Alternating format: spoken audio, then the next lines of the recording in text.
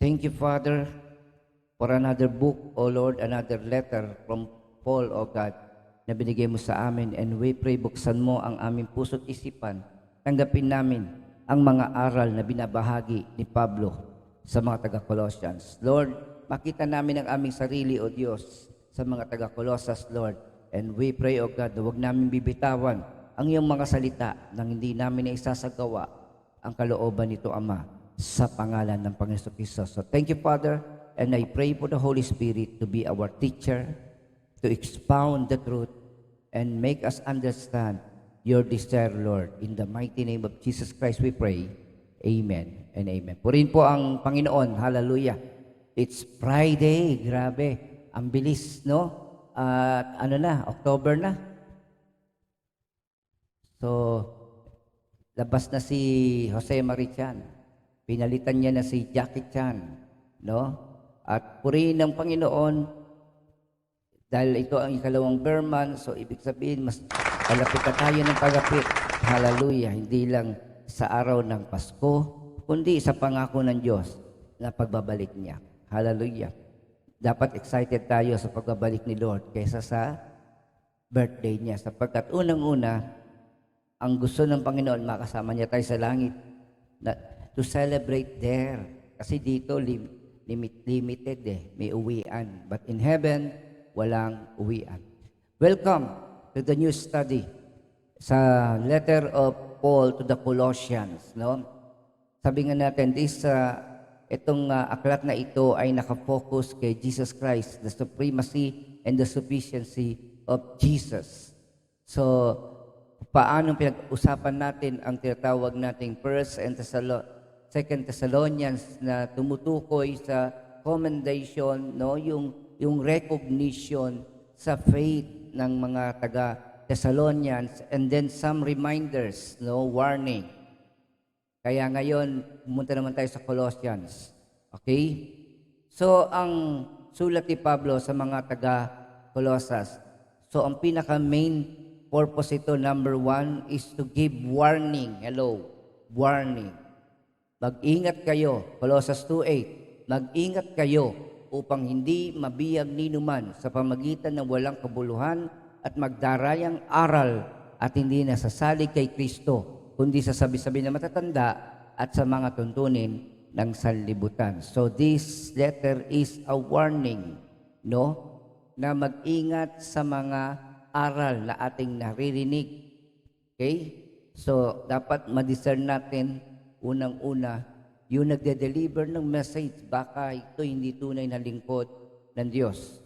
And then, sabi nga, ang message dito, dapat ang lahat ng aral ay nakasandig o nasasalig kay Kristo at hindi sa mga sabi-sabi, no? Hindi sa mga bagay na makasanlibutan. Another warning na sabi dito, kaya't dapat nang mawala sa inyo ang mga pitang makalaman, Colossians 3:5, pangangalunya, kahalayan, mahalay na simbuyo ng damdamin, masasamang nasa, at ang pag-iimbot na isang uri ng pagsamba sa Diyos-Diyosan. So ito ang ilan sa mga nilalaman at layunin ng Colossians, ng sulat na ito, para sabi nga paalalahanan tayo na mag-ingat sa mga maling katuruan, at ikalawa, lumayo na tayo sa mga bagay na pinagharian ng pita ng laman. Okay. The main theme, ang pinaka-sentrong paksa ng Colossians is si Kristo.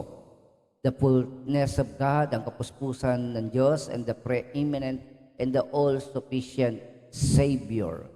So you will see sa chapter 1, makikita niyo pa lang that everything is in Christ, everything is through Christ, and everything is for Christ. No? Sabi nga dito ng Colossians 2:9 and 10, for in Him, Christ, the whole fullness of deity dwells bodily, and you have been filled in Him who is the head of all rule and authority. So Jesus is the visible picture, attribute, character of God in heaven. No? So, pag nakita mo na ang Panginoon Kristo, nakita mo na ang Ama. Hallelujah. So, ang isang paraan para maipaliwanag natin na maayos ang salita ng Diyos ay maintindihan natin kung bakit ito sinulat at kung ano ang pinakapaksa na nilalaman ng sulat na ito. Mga kapatid, we do not give meaning to the letter of Paul. Dapat po yung gustong sabihin ni Paul ang ating tanggapin. That some people are putting meaning to the messages of the Bible. Hindi yung message ni Lord ang pumapasok sa kanila. Okay? So praise God. Sabi ng Colossus 1:1, simulan na natin mga kapatid. Ay na upo and ihanda natin ang ating puso, isip, pandinig. No? Ilagay natin sa ating puso, itago natin at huwag nating hayaang lumabas sa pamagitan ng tenga rin.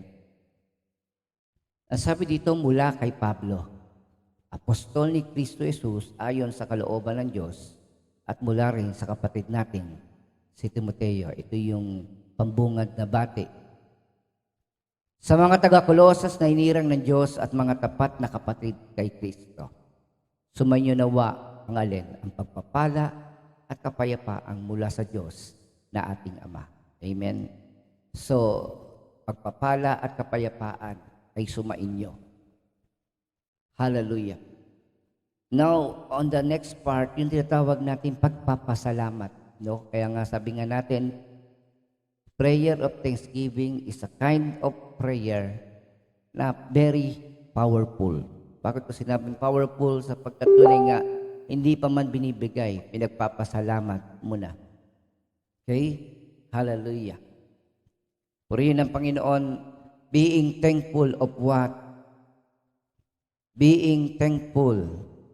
Number 1, sa verse 3, lagi kami nagpapasalamat sa Diyos na Ama ng ating Panginoong Kristo tuwing ipinapanalangin namin kayo. No, instead of burden, kabigatan, no? Ang kanilang panalangin ay sinisimulan sa pasasalamat. Okay?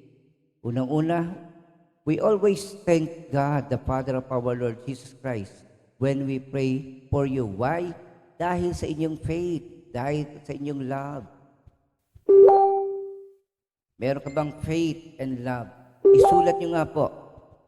I-type nyo po sa comment section, faith and love, pananampalataya at pag-ibig. So, it is understandable na kapag ikaw ay merong pananampalataya, kasunod na nito ang pag-ibig. Hindi pa pwedeng may faith pero walang love. Okay?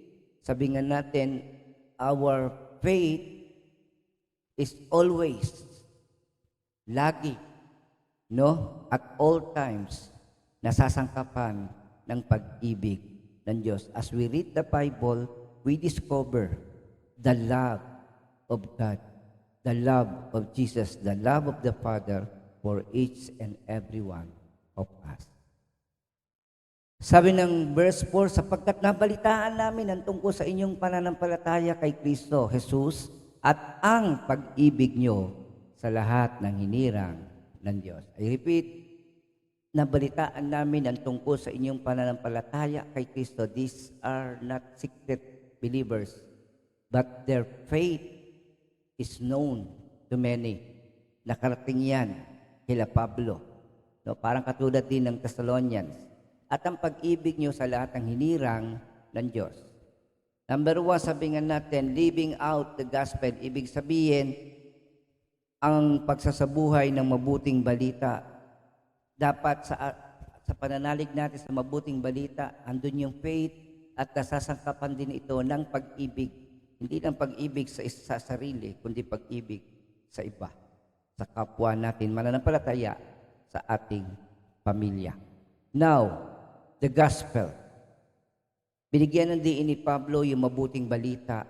Unang-una, dahil sa pag-asang kakamtan nyo ang mga nihanda para sa inyo roon sa langit. No?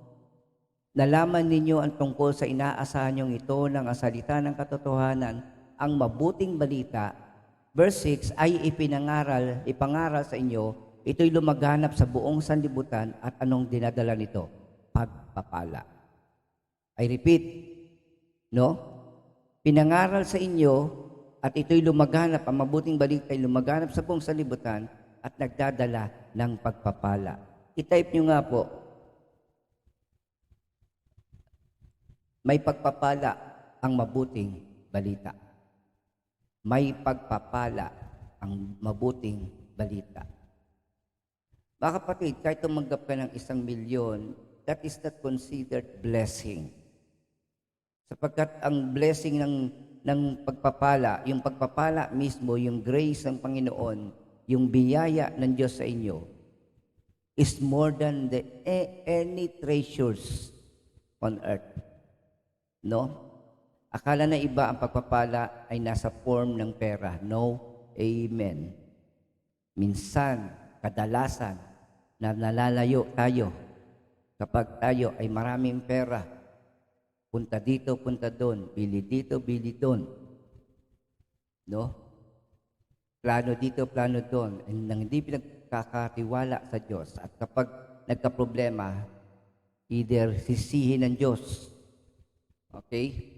Hindi siya gagawa at magbibigay sa atin isang bagay na ikapapahamak natin.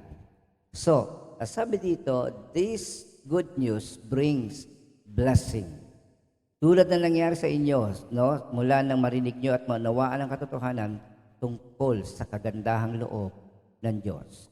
The gospel which has come to you, as indeed in the whole world, is bearing fruit and increasing, as it also does among you, since the day you heard it and understood the grace of God in truth. Kaya nga, alam niyo po mga kapatid, kung makakita kayo ng mga piloto, makakita kayo ng mga, makikita niyo po yung preparation ng mga pilots bago lumipad ang eroplano. Marami silang kine-check, meron silang listahan ng mga bagay na dapat tingnan bago lumipad ang eroplano. At kapag hindi nila ginawa iyon ng may katapatan, maaring magbunga iyon ng panganib sa piloto at sa mga pasahero nito. So imagine nyo, kailangan nilang gawin yon for the purpose of safety. But brothers and sisters, ang buhay natin ay higit sa eroplano. Ang buhay natin ay higit sa mga pilotong yan. Ano ibig sabihin natin? Akala mo lang walang konti lang ang mga bagay na nangyayari sa buhay mo. Mula ulo hanggang paa ay maraming bagay na dapat nasa ayos. Ang ating katawan, ang ating utak, ang ating puso, ang ating baga, lahat maging ang ating kaloob-looban, no? Ang lahat ng ito ay dapat mag-function ng maayos. So imagine, mula na isilang ka, hindi pa natutulog ang puso. No? Napapagod tayo, tinaantok, pero ang puso, isipin nyo kung paano yan nilikha ng Diyos. Anything could happen with the heart. Maraming sakit ang pwedeng lumabas kapag naapektuhan ang ating puso. So these are the grace of God. No? Pastor, ako may sakit ako. Kapatid, kahit may sakit kang high blood o may problema ka sa puso, higit pa dyan ang ginagawa ng Diyos sa buhay mo. Marami pa rin siyang binibigay sa atin ng higit sa ating yung bang worth o yung karapat-dapat na ibigay sa atin.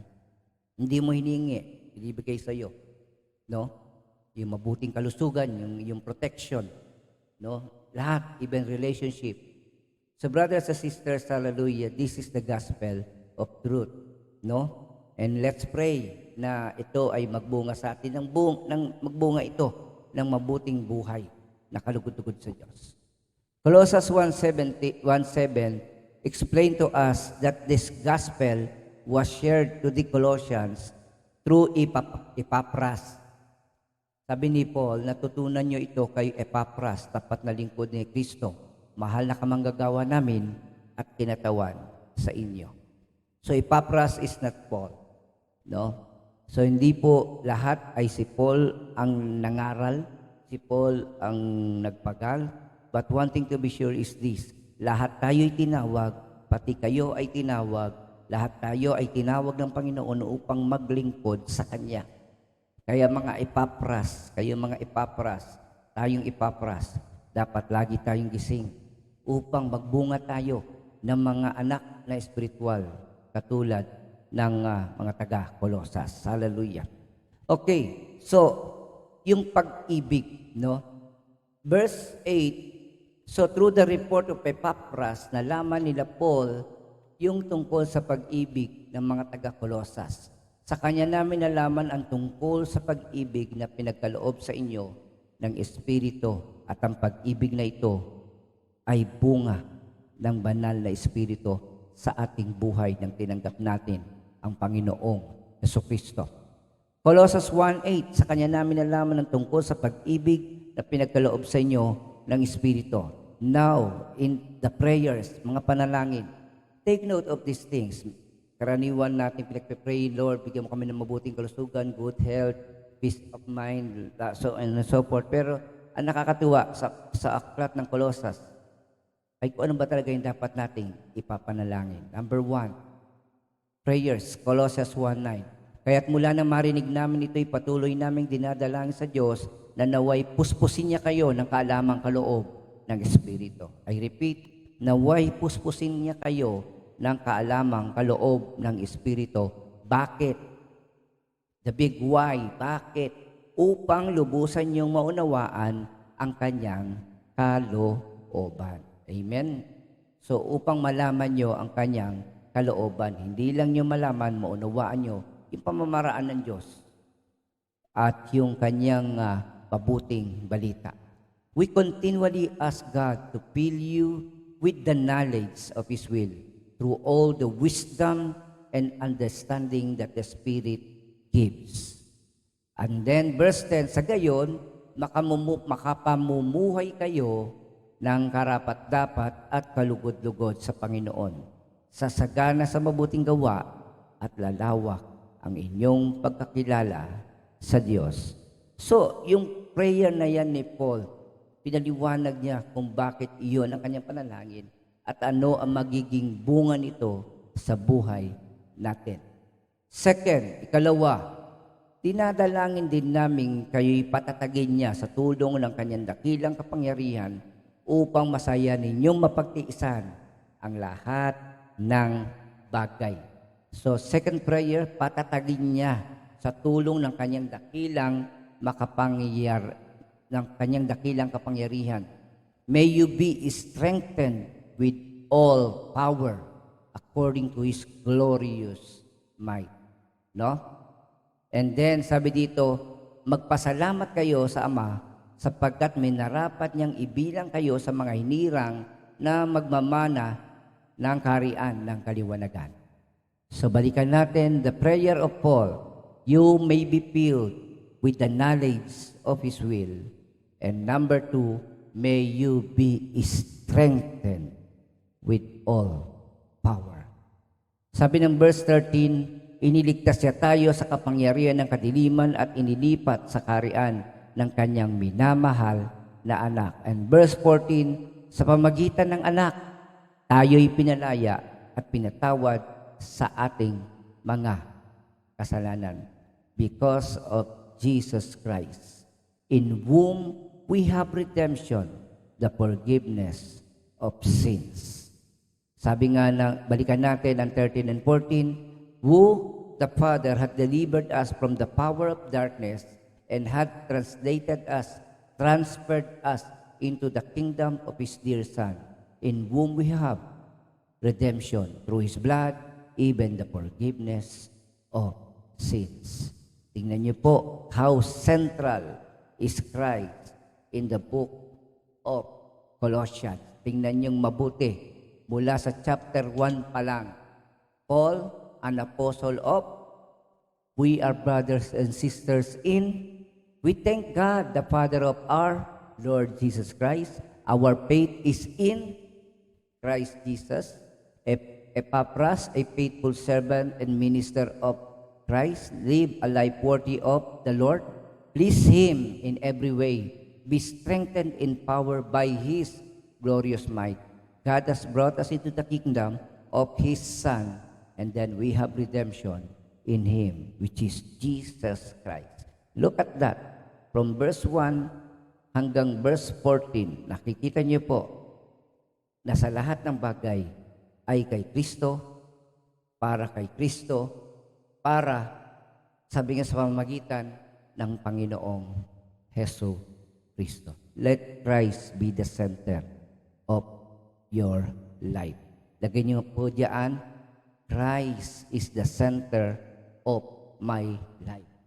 Si Kristo ang sentro ng aking buhay. Christ is the center of my life. Isulat niyo po diyan, i-type niyo po diyan, si Kristo, no? Christ is the center of my life. Hindi siya bisita, He is the master of your family, no? Sapagkat sabi nga natin, hindi lang naman natin gustong dalawin tayo ni Lord, no? Do not pray for His visitation. Let us pray that daily He will inhabit our praises, that He stays in us. Katulad ng sinabi niya sa Matthew chapter 28, that I am always with you. Okay? Huwag mawala, huwag malayo, at huwag makalimot sa ating Panginoong Hesus Kristo. Hallelujah. Purihin ang Panginoon. Sino ang sentro ng buhay nyo? Christ is the center of my life. Purihin ang Panginoon sa sulat na ito ni Pablo sa mga taga-Colosas. Sa pagbabasa natin ng aklat na ito, mas makikilala natin ang Panginoon. Simula pa lamang ng chapter 1, marami na tayong nakita na ginawa ng Diyos sa ating buhay when we accepted Him as our Lord and Savior.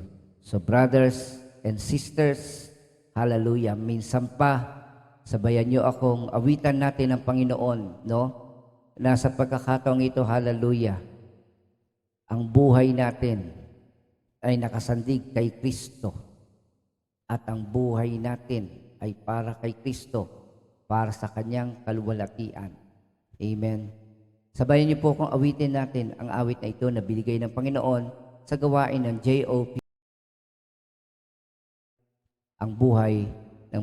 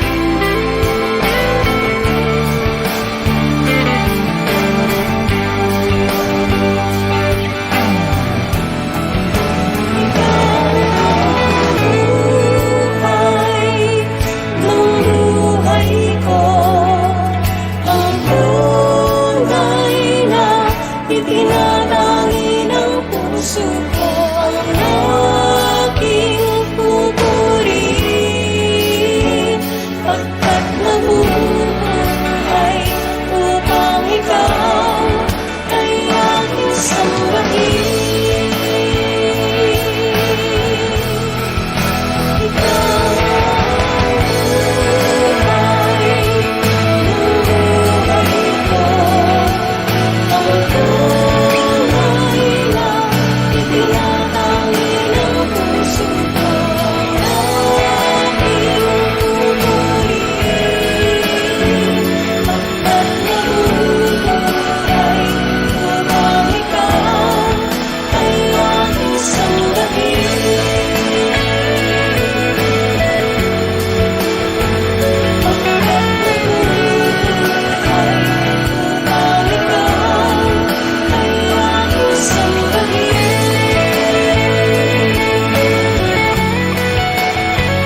Pagkat nabubuhay upang ikaw ay aking sambahin.